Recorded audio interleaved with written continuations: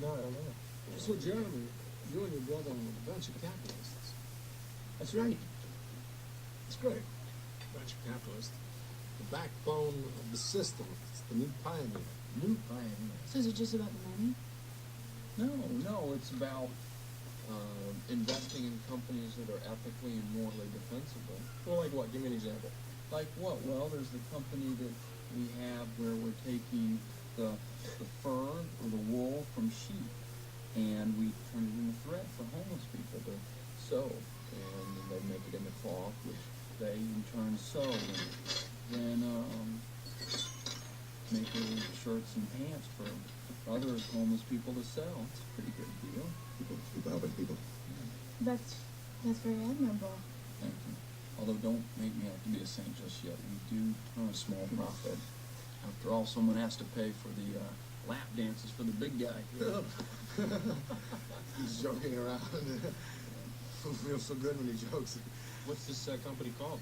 Shirts and Pants. Holy Shirts and Pants. It's a little corny and obvious, but what do you get out of being subtle, right? Well, that's a hell of a good project. I'm going to mention something to the Commerce Secretary.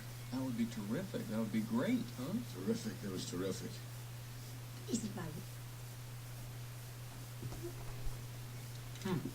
No, I don't know. So, Jeremy, you're... All right. Hey, welcome to Operation End Times. I'm your Jedi warrior for Jesus, Bent Hellistead. Welcome to Operation End Times. Today is August 6th, 2013. We are 5 days away from 8/11 Mindfast. Once again, out here in San Jose, California, the skies are overcast. It stays real kind of gloomy looking until about 10 o'clock, and then the sun bursts through. But the temperatures have only been in like the mid-70s, which is really kind of cool and mild for this time of year. That clip you were watching was a scene from the movie Wedding Crashers, and it's actually a kind of a funny movie. I don't know, I was kind of watching some scenes from it and I wasn't laughing like I used to laugh, because maybe I'm in a different place spiritually than when I first watched the movie. But Wedding Crashers is about two guys that crash in on weddings for the food, the feasting, for sex. So they're totally into weddings for the carnal aspect of the wedding. They're not there for any spiritual enlightenment. And yet here they're sitting at the feast, the supper table, with the wedding guests, the family, and they're kind of talking about some spiritual things, about sheep, and the one guy is sitting there getting his nuts rubbed, and he goes, "Oh shit!" And they're like the company's holy shirts, So you can see that there's some spirituality being mixed in there by the directors and the people that produced the movie. But to those who don't have their eyes opened, who don't have ears to hear and a mind to discern and comprehend, probably would all go right over their heads. Today we're doing Mindfast 8/11 Part 4, Wedding Crashers. And the question I got for you is, whose wedding are you crashing? And I'll tell you what, we're all going to crash one wedding or another, or you're going to be left outside in the dark, with no food, no party, no nothing. Now, one wedding, I'll tell you what, you don't even want to be at, because there's nothing but destruction there. But the wedding, that's part of the minefield, and I'm gonna show that to you today. We're gonna look at some more just mind-blowing stuff. We're gonna go into the scriptures again. But it's about making straight the bent path, preparing your mind, the minefield, the battlefield, purging it of carnal thoughts and making it a place that God wants to dwell in. Because when God sets foot back here on earth, the return of Jesus Christ, if you're not prepared, if you're not walking, in the light, hand in hand, step for step with God, you're gonna have some problems, and I'll show that to you too. All right, let's jump right into the deep end of the pool. You know, once again, over here at Operation End Times, this is for Jedi warriors, man. If you're in the shallow end of the pool and you're still drinking the milk from the teat, then you may not be ready for the stuff we're talking about today. But if you want to mature as you walk down your path, you know, it's all about growth of knowledge and the ability to see and understand things. If that's where you're at, then join me as we just continue this amazing journey. And, you know, 2013 is the year of manifestation. You know, it's just the most amazing time we could possibly be alive in. So, hey, God bless each and every one of you out there, and those who are watching this video. May God's love, mercy, compassion, wisdom, and understanding just flow into you and through you to all those around you, so that the light spreads, you know, because right now there's a lot of darkness spreading. So anyway, let's jump into the very first Bible verse we want to look at. And, you know, a couple of things. One, you know, I like Dabu 7. You know, if you haven't checked out his channel, you know, sometimes he's got some stuff that isn't so, you know, that's a distortion. You know, we all can walk in distortion, my friends. None of us are so tight with God that we can't step off the path, man. That's just human nature and part of the free will equation, man. We're not automatrons, man. So that's why it's a constant process of not only sharpening yourself, polishing yourself up. You know, and we talked about that with the vessels yesterday, that the house of God is filled with a lot of vessels. You know, both ones made of gold and silver and those made of iron and brass and whatever. And they need to be polished. They need to be rinsed out, scourged with a whip, you know, humbled, have their minds, you know, cleansed out.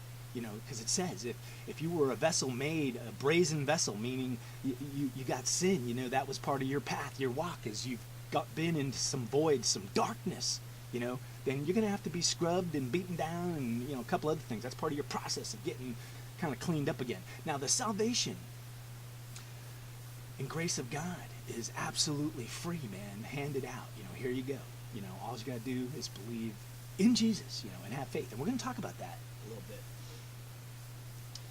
You don't have to earn your salvation. But once you've accepted Jesus Christ, you know what? It doesn't stop there. You know, Jesus says, blessed are the babies, but he wants you to grow up and be a disciple. That's why he spent 3 years teaching his disciples how to walk and talk and live and breathe here on this planet, how to live for God in the kingdom.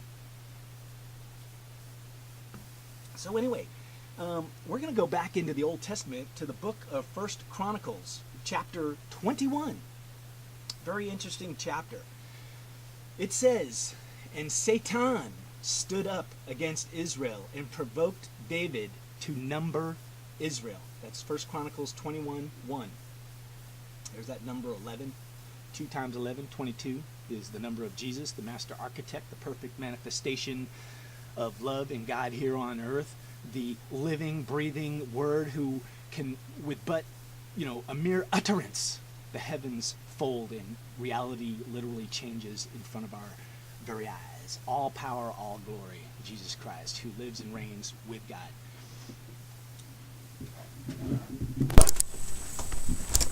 Mr. Boyd, come on in.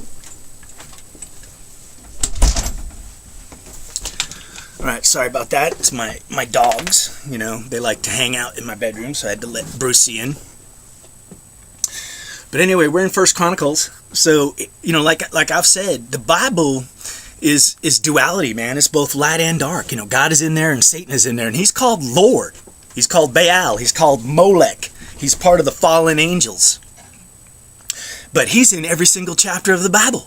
And that's part of the discernment, is as you read your Bible, being able to tell who's what and whose. And here is a perfect example of it. 1 Chronicles 21. We're going to go through it real quickly, but you'll see there's God. There's an angel of the Lord, which is Jesus Christ, you know, and there's Satan, this other Lord, all in the same chapter.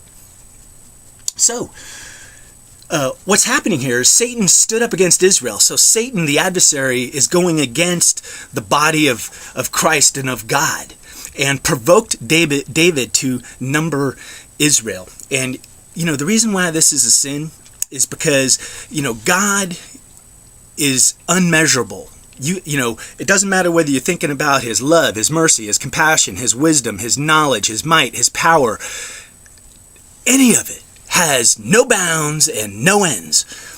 And, once again, one of the biggest traps we can fall into is using our own human logic and mind to build a box around God to say, this is who God is, this is how God is. I know God. And you know what? Right there, you're taking a half step off of the straight and narrow into a shadow path, because, God is limitless, and any attempt to build a box around him is a sin. So think about it. All of us have done that at one point or another. And that's why, these people that are like all about the law, follow the law, they're on a shadow path, because the law goes way beyond 10 commandments. The 10 commandments, I'll tell you what, I think that's a list that Satan came up with. The commandments themselves are kind of okay, and if you're walking in love and truth, you'll be compliant with them. But I don't think they were forged by the divine finger of God, man, because the 10 commandments are not really complete, and there's some dark stuff, because there's all this stuff about marriage. Don't commit adultery, So there's a dark side to the 10 commandments. But there's no way you can actually live by the law. The law brings death, because we have all sinned, and the penalty of sin is death. So just trying to put God into a box, which is taking the name of God in vain, is a sin. Because you're saying, I know the limits of God, and there's no way you could possibly know that. But that's what's happening here. When Satan stands up against Israel and provokes David to number Israel, he's telling King David, hey, build a box, define who God is. He says you're going to have a lot of people. Let's find out how many there are. Let's find out how big your God is. So, verse 2, David said to Joab and to the rulers of the people, go number Israel from Beersheba even unto Dan, and bring me the number of them unto me, that I may know it. And Joab answered, and he said, the Lord make his people 100 times so many more as they be, but my lord the king,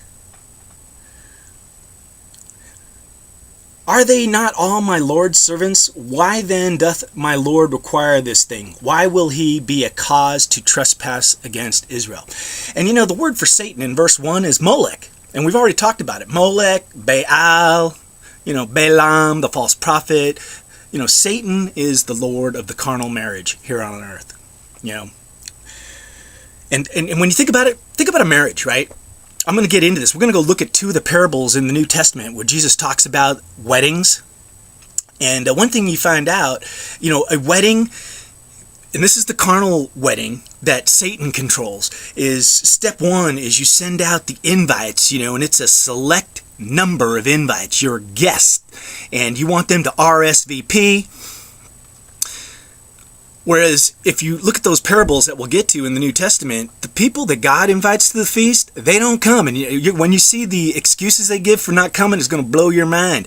But he ends up throwing the doors open and going out into the highways and the byways and inviting all that'll come, the poor, the wretched, the weak, to come to the feast, to come to the wedding, without number, without limit. And nobody doing a carnal marriage would do that, where they'd open up the door to the world and say, everybody's invited to the wedding. And that's why, my friends, there's two kinds of marriages. There's the heavenly marriage, which is each of us individually, each man, each woman, spiritually being bound to God, married to God. And in heaven, there's no marriage between the brothers and sisters in the body. Whereas on the carnal side here at earth, marriages tend to not let you see God, and it's all about carnal, the man and the woman worshiping each other. And that's kind of what's in Wedding Crashers a lot, all the sex and carnalness of marriages. But, nevertheless, 1 Chronicles 21, verse 4, nevertheless, the king's word prevailed against Joab. Wherefore Joab departed and went throughout all of Israel and came to Jerusalem. And once again, David, who was God's chosen, all of a sudden, he was deciding not to be married to God, and he was saying, and he was fooled, because Satan was presenting himself as God, as a being of light. So David didn't quite know, but Joab did, and Joab told him to his face, don't do it, man. but David's own pride and ego stepped up. David was far from perfect. He had a man killed because he took his wife. Once again, we've been into taking wives and what that means. So verse 5, and Joab gave the sum of the number of the people to David. All the people of Israel were 1,000 and 100,000 men. Just a tremendous amount of people that drew sword. And Judah was 410,000. But it gets down to verse 7 and said, and God was displeased with this thing. Therefore he smote Israel. And David said unto God, I have sinned greatly because I have done this thing. But now I beseech thee, do away with the iniquity of thy servant, for I have done very foolishly. And, that word do away,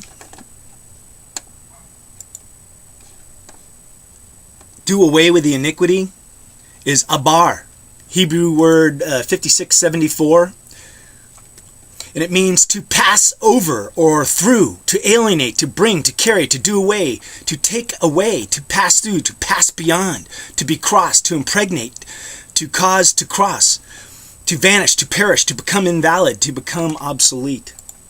And once again, that's part of the Mindfast focus, is how do you crash through to the beach? How do you get the carnal darkness out of your mind? Because you're not going to cross over unless you do.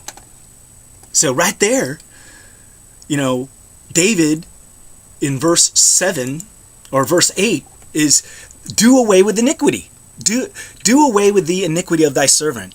Help me with my mind fast.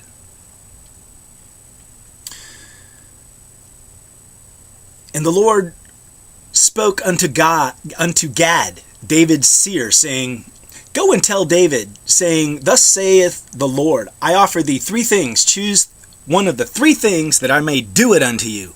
Punishment for you making me upset. And so he gives him a choice of 3 years of famine, 3 months of his enemies kicking his ass, or 3 days of the angel of the Lord taking recompense for what David had done. And then David said to Gad, 1 Chronicles 21 verse 13, we're in 2013. And David said unto Gad, the seer, the prophet, I am in a great strait, the broad path of destruction.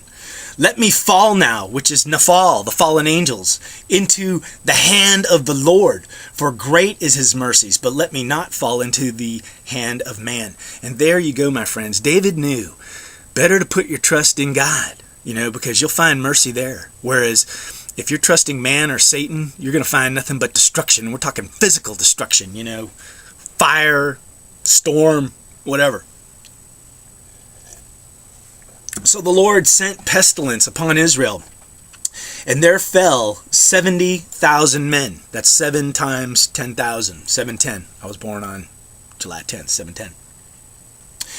And God sent an angel unto Jerusalem. This is where it gets really, really interesting, which is 1 Chronicles 21:15. And God sent an angel to Jerusalem to destroy it, the angel of the Lord with the sword. And he was destroying. And the Lord beheld. It says God sent the angel to destroy Jerusalem. But then the Lord, and this Lord they're talking about is Satan. Satan beheld, and he repented him of the evil. God doesn't need to repent. So the Lord that repents here is Satan, Molech, for telling David to number the people. And said to the angel that destroyed. So Satan is talking to Jesus right here. It is enough. Stay now thine hand. And the angel of the Lord stood by the threshing floor of Ornan, the Jebusite. And I tell you what, that's very interesting. The threshing floor is Hebrew word 1637, goren.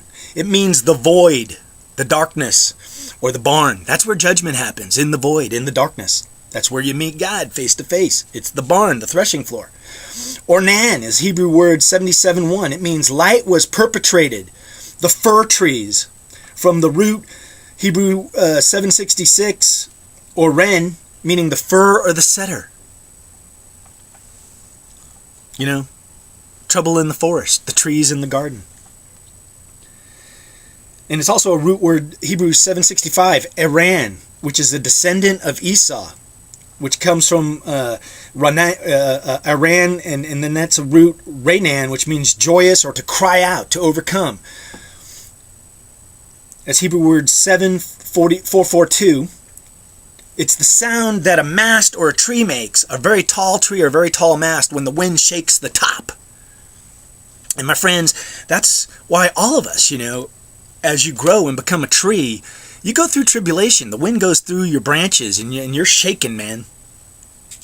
So if you're prepared, if you got your mind in the right place, you can survive it all. But if you don't, you may be toppled.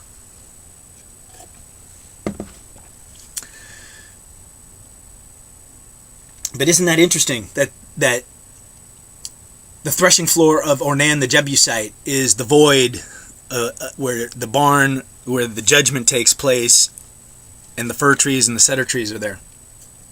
The saints. And you notice in that movie, Wedding Crashers, Owen, no one there, or Nelson, whatever his name is, he says, "Don't call me saint yet." A lot of spirituality in that little film clip. But now, 1 Chronicles 21:16, and David lifted up his eyes, and he saw the angel of the Lord stand between the earth and the heavens, having drawn a sword in his hand, stretched out over Jerusalem. And then David and the elders of Israel, who were clothed in sackcloth, fell upon their faces. And David said to God, "Is it not I that commanded the people to be numbered? Even I it is that have sinned and done evil indeed. But as for these sheep, what have they done? Let thy hand, I pray thee, O Lord my God, be on me and on my father's house, and not on thy people, that they should be plagued." So David is sacrificing himself, taking full responsibility. He is recognizing he screwed up. And, a lot of brothers and sisters out there that are walking the shadow path, when they get rebuked, they don't want to say, take a step back and mulch it over in their minds and come to see the fullness and the truth and then admit the error of their ways. It's their own foolish pride and arrogance. If you're exalted like King David, much responsibility is given to those, and much accountability.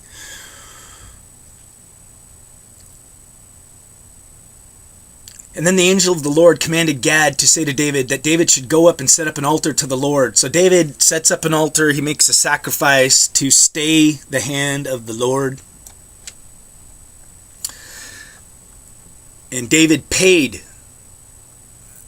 Ornan 600 pieces of gold for the land and the oxen and everything he needed to make the sacrifice. And David built the altar unto the Lord and offered burnt offerings and peace offerings and called upon the Lord. He cried out. And that's what Mindfast is all about, crying out to the Lord. How long? How long do we have to wait while this darkness spreads? He called upon the Lord, and he answered him from heaven by fire upon the altar of the burnt offering. And there's two kinds of fire coming, my friends. One is from Satan. The other is spiritual fire from God. And the Lord commanded the angel, and he put up his sword again into the sheath. So David, through a offering, abated the destruction. And it says, "For the tabernacle of the Lord, which Moses made in the wilderness." And we've talked about Moses and the marriage that was going on out there in the wilderness. "And the altar of the burnt offering that David made were at that season, the time and the place, in the high place at Gibeon." And the high place, you know what? At the very top of your body is your mind. That's the high place. It's Hebrew word 11:16, 111, or 11 and 16, which is 4 times 4, 44. But it's the word Bama. It's the mind, the battlefield, the mountain, But it's talking about that God's tabernacle needs to be in your high place, in your mind. And you know what? If Jesus Christ isn't sitting on your throne, that means Satan's sitting on your throne, who is the master of the earthly carnal marriage. And this is sad. David rectifies it, but not in this chapter. But the chapter ends, verse 30. "And David could not go before it to inquire of God, for he was afraid because of the sword of the angel of the Lord." And when you're walking a shadow path, your relationship with God starts becoming distorted, and you can't really approach him because you're afraid of him. But you know what? Satan will still talk to you because now you're on his path. He'll be your buddy. Now, Dabu7, I kind of diverted for a second, but he has a video today or it was yesterday he posted, which was the merging of the Rothschilds with the French and the UK banks. And you know what? I think this might have started a year ago. Maybe it's completing this year. But guess what? That's a marriage of financial institutions. That's a carnal marriage that is controlled by the Lord of the feast here on earth, Satan. And you know, that's the dark side of marriages throughout history. Is marriages are arranged things where people either give their daughters or take wives, and it's based on getting land, power, and exalting your own empire versus the kingdom of God. But you know, here we got King David, where both God and Satan and the angel of the Lord are all in play, man. And you know, David, he ends up repenting, you know. So anyway, we're now going to take a look at the New Testament. And remember, David numbered the people. So now we're going to go to Matthew 22, 22 being the number of Jesus Christ. And Jesus, verse 1, 22:1, and Jesus answered them and spake unto them again by parables, and he said, the kingdom of heaven is like unto a certain king which made a marriage for his son. God making a marriage for Jesus Christ, reconciling man back to God. We marry Jesus Christ. We put on the Christ head. Matthew 22, verse 3. And he sent forth his servants to call them that were bidden, called, chosen to the wedding, and they would not come. They wouldn't come to the heavenly wedding. And again he sent forth other servants, saying, tell them which are bidden. And you know, I'm going to look up that word bidden. I think I've already looked at it once. But it's kaleo, the Greek word 2564. To call aloud, to utter in a loud voice, to invite, to give a name to receive the name of, to give the name to one, to call his name, to be called, to salute one by name. So, you know, these are obviously a group of people that were chosen by God. He wrote out the personal invitations, but they would not come. So in verse 4, he sends a second set of servants saying, those that are invited, behold, I have prepared my dinner. My oxen and my fatlings are killed, and all the things are ready. Come to the marriage. But they made light of it. You know, and I know there's brothers and sisters out there or people, I'm not getting a whole lot of views, and I don't care because I don't do this channel for views, man. It's people who want the truth. That's who comes and watches what I have to share, man. But the minute you start showing the dark side of marriage, married people, they get the heebie-jeebies and they say, I'm not watching this because they got a box built where they just believe marriage, everything about it is ordained by God, and they couldn't be farther from the truth. There is a pure side of marriage. You know, once again, I'm not saying you cannot be married carnally here on earth, but the first thing you should be doing is marrying God, you know, and both the man and wife, if they got God front and center and they live by love and truth, their marriage has hope. Because if they don't, if it's the traditional marriage that's kind of put out there by the churches where the man is the Lord, the Baal, the satanic overlord of the woman who is now bound and bent in half, that's not a good formula for a marriage. But, you know, he's saying, hey, come to the wedding. They made light of it, and they went their ways, one to his farm, one to his merchandise, to his carnal goods. Matthew 22:6, and the remnant took his servants and entreated them spitefully and slew them. So they killed the servants that were inviting them to the marriage. You know, these are people that were chosen, so they knew of God, you know, the light of God, and yet they rejected it. That's the, you know, I don't want to say it's the original bride, but guest bride, it almost doesn't matter, because if you're not coming to the wedding feast of God, you're really messing up big time. Mindfast is like an invite to the wedding. But when the king heard that his servants had been killed, he was angry, and he sent forth his armies and destroyed those murderers and burnt up their city. So there's the destruction for those who reject the heavenly marriage. And it's a spiritual destruction. And then he said to his servants, the wedding is ready, but they which were called are not worthy.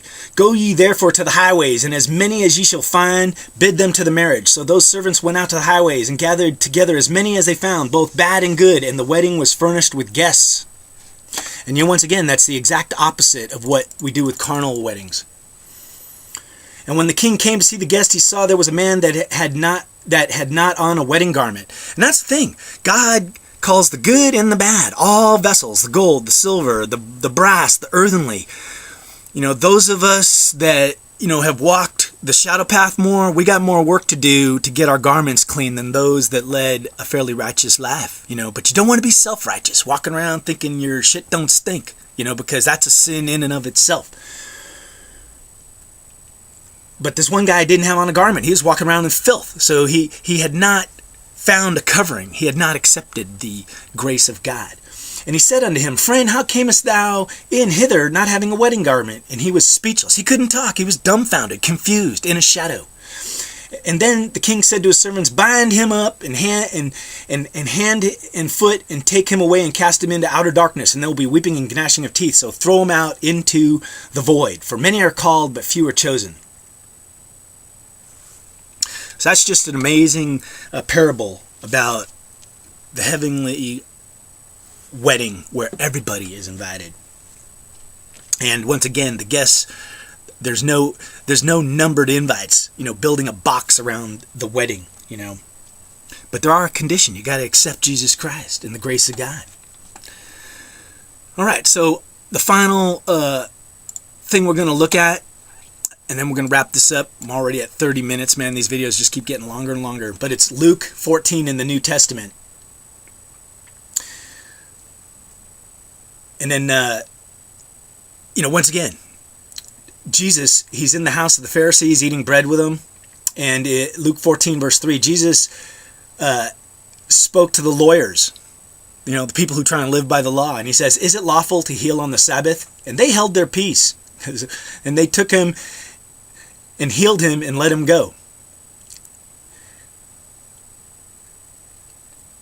You know, they were dumbfounded again. But Jesus said, Hey, which of you who has an axe or an ox that falls into the pit, the void, will not straightway pull him out on the Sabbath day? And they could not answer him, because the truth, you know, it resonates, it rings, man, you know. And when the truth rings, those that are walking in the shadow path, they don't know what to say. And that's why most of the time they get angry and start cursing and telling you you're going to hell and, you know, getting violent, you know.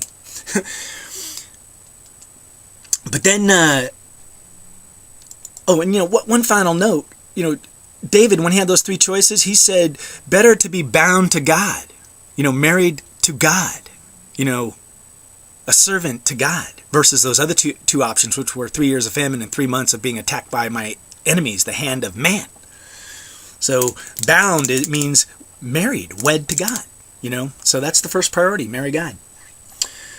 But then he put forth a parable to those which were bidden, when he marked how they chose out the chief room, saying unto them, When thou art bidden or asked of any man to a wedding, sit not down in the highest room, lest a more honorable man than thou be bidden of him. And he bade thee, and him come and say to thee, Give this man place, and thou begin with shame to take the lowest room. But when thou art bidden, go sit down in the lowest room, and when he that bade thee cometh, he may say to thee, Friend, go up higher, and then thou shalt have worship in the presence of them that sit at meat. That sit at meat, M-E-A-T. They're eating meat. They're, you know, in other words, God's saying, you know what? You're not a baby. You're an adult. Come sit at a higher place, you know, because it's the little kids' table is the low table, you know. But blessed are the children, you know. But that parable, you know, it mirrors another story in the New Testament when Jesus' disciples are arguing about who's the greatest of the disciples, and Jesus rebukes them all, and he says, you know what, take the low seat. And once again, because if you take a high seat, God may come to you and it'll be embarrassing and you'll be ashamed, because he'll say, that's not where you belong, and he'll escort you down to the kiddie table with the little children. Better to take a seat at the kiddie table and have God come to you and say, no, my friend, you have a greater seat of honor here at the wedding banquet. But it's all about humility, you know, and that's why one of the greatest dangers of our walk, one of the snares in the void, is the spirit of vanity, pride, and arrogance. You know, it is a major stumbling block of all those who walk the straight and narrow. But Luke 14 continues, talking about, you know, take the low seat, have humility, And once again, you can see at a wedding, the carnal wedding is the exact opposite, because they arrange the wedding party and all the important people at the top. Everybody wants to be at those front seats. You know, nobody's thinking about being at the worst table, you know. But, you know, it kind of ends, Luke 14:11, it says, "For whoever exalteth himself shall be abased, and he who humbleth himself shall be exalted." And that's why, you know, if you're walking for the kingdom, if you're on the ship sailing with God's wind in your sails, excuse me, drinking too much coffee this morning, it's a humble walk. You know, the setters, if you're self-exalted, you know, like Abimelech was self-exalted. He had his kinfolk anoint him king. That's what we learned yesterday. But then he ended up killing all those guys. They warred against each other, because the hand of man will kill itself, you know. But anyway, Luke 14:12. "Then said he also to him that bade him, When thou makest a dinner or a supper, a feast, call not your friends, or your brethren, or your kinsmen, nor your rich neighbors, lest they also bid thee again, and a recompense be made for thee." And, you know, it means that, you know, it's once again the logic of God. If you try and build a box using your own human logic, you'll never make it, man. Because the carnal wedding, when you send out those invites, those are the people you invite. Is your friends, your brethren, your kinsmen, your rich neighbors. Why? Because they bring something to the feast, you know, and they recompense you for it. You know, so you're getting something back out of it. Whereas God's logic is do the exact opposite. It says, Luke 14, verse 13. We're in the year 2013. "But when thou makest a feast, call the poor, the maimed, the lame, and the blind, and thou shalt be blessed, for they cannot recompense thee, for thou shalt be recompensed at the resurrection of the just." And God is saying, you know, if your mind is carnal and you're always thinking like at your wedding, oh, let's invite rich people so we get a bunch of wedding gifts, you're at the wedding feast of Satan, you know, not at the feast of God. And that's what weddings are all about. Money, wedding gifts, honeymoons. I'm telling you, I'm sick of it, you know. And the wedding crashers, you know, the weddings they go to, carnal as can be. Dark. But let's just finish this up. You get blessed for inviting, throwing open the doors, saying, hey, the poor, the weak, the weary, come on in. Luke 14:15, "And when one of them sat at meat with him and heard these things," one of the Pharisees, "he said unto him, Blessed is he that shall eat bread in the kingdom of God." So if you actually understand what I'm talking about, you're starting to eat the bread of God. "And then said he unto him, A certain man made a great supper and bade many." So Jesus is repeating the parable. "And he sent his servant at supper time to say to them that were called, chosen, Come, for all things are now ready. And they, with all one consent, with one mind, began to make excuses." You know, it's like they had a covenant. They had already vowed. They were already married to the carnal side of life. So, you know, being invited to this spiritual supper wasn't anything. They made light of it, just like we were told in Matthew 22. So, with one mind, they made excuses. "The first said unto him, I have bought a piece of ground. I have needs. I got to go see it. I pray that you excuse me." And then the other said, "I have bought 5 yoke of oxen. I go to prove them. I pray thee that you would excuse me." So the first two people, one had some ground, a carnal piece of property, he wanted to build it up. Another had some oxen, he wanted to do some business with it, you know. And then the third person, this is the crazy one, Luke 14:20. "And another said, I have married a wife, and therefore I cannot come."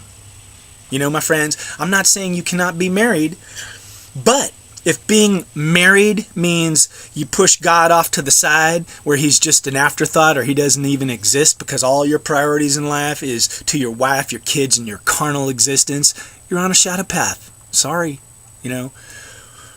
God, if your focus is on God and you trust in God, both the husband and the wife, God will provide everything, and you don't need to worry about 401ks or college funds or a white picket fence or fitting into the box or the picture that everybody else paints of this is how the world is, and this is how what you should be doing in order to be happy, you know. But Luke 14:20, man, that's like the nail in the coffin where the guy says, "I have married a wife, therefore I cannot come." The dark side of a marriage takes your eye off the prize. So that servant came and showed his lord these things. And the master of the house, being angry, said to the servant, Go quickly into the streets and the lanes of the city, and bring in hither the poor, the maimed, the halt, and the blind. And the servant said, Lord, it is done as thou hast commanded, and yet there is room. And the Lord said to the servant, Go out into the highways and the hedges, and compel them to come by force, that my house may be filled. God will fight for you to get you into that feast, man. You know, the lazy servants, the ones who got the invites, they took it lightly, and they all rejected it for carnal reasons. For I say to you that none of those men which were called shall taste my supper. And just so you know, that man who said, I've married a wife, that's a guy that was in a marriage where he had lost sight of the kingdom and the glory of God. You know, but he thought he was still doing all right because he was married. And isn't that what life in this world tells you? As long as you're married. You know, once again, God bless Pastor Doug at Church of the Chimes, but he gave the most distorted sermon on marriage I've ever heard when he went through the Songs of Solomon, man, which is just loaded with carnal stuff from, you know, Satan.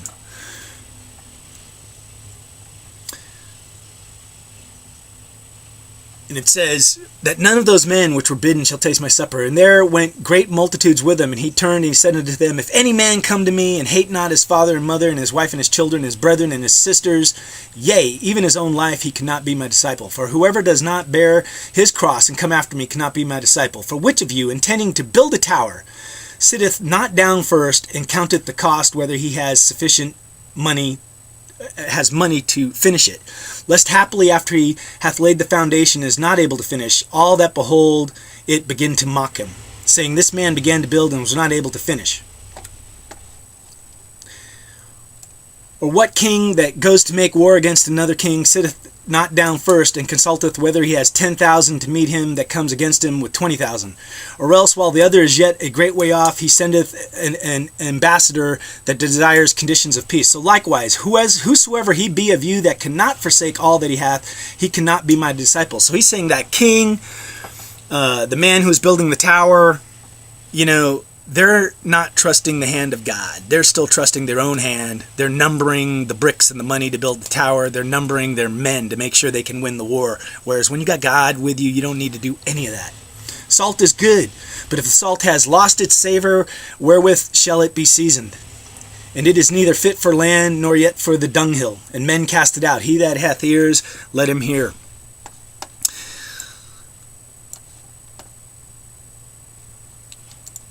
And you know, I think just going back to Matthew 22 for a second, there was a verse in there.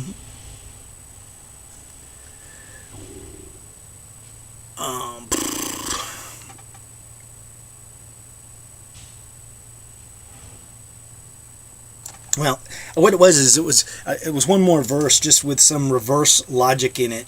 You know, where once again it's saying, don't trust your own mind, don't trust your own hand. You know, for some reason I'm not sure what exact verse it was I was looking at, but you know, that's the final conclusion, my friends. You know, is we're at a point now where, you know, time is running out, and you know what God is trying to do for me. I'm on the same path, learning just like you, but he's trying to do this for you. That's why he has me put these videos up. He's trying to say reject all that carnal thinking. So I'm pleading with you, you know, join me in the Mindfast. Make it a part of your existence where you are working the field. You're tilling the soil for the glory of God. You're getting rid of the weeds, the stones, the stumbling blocks, the skeletons, the demons, the shadows, the darkness, the unclean spirits within your own mind, the high places. Preparing the way, making straight the bent path. Because the day of God's return draws ever closer, my friends. And it's a hard walk, you know, because those around you, your family, your friends, all of them, they won't understand. You know, I know, I'm living it. You know, like I said, one of the hardest questions I got is people are like, so what are you doing now? And when I say I'm working for God, they go, pfft. They make light of it, like, oh, you're doing nothing.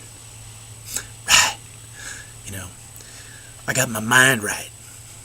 And working for God is the best job you can possibly have, and it brings the highest level of pay you could possibly imagine, which is rewards in heaven, my friends.